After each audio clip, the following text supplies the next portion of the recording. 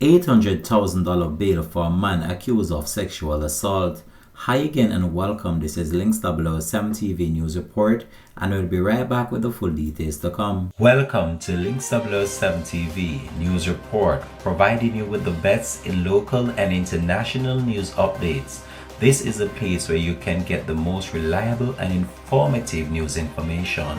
Links 007 TV News Report. Welcome back and thanks for joining us. This is Links 007 TV News Report.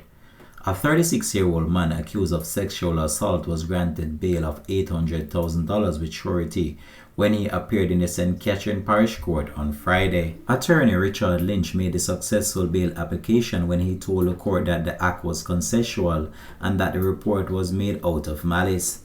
Presiding Judge Janelle Nelson Gale granted the request on condition that he keep away from the complainant and keep the peace. The man, who is from the parish, is scheduled to appear in court on January 14, 2025.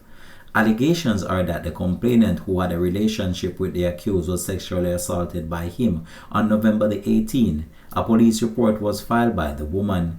An investigation was launched which led to the arrest of the man and the charges being laid against him. This has been Links 007 TV News Report. Thanks for watching.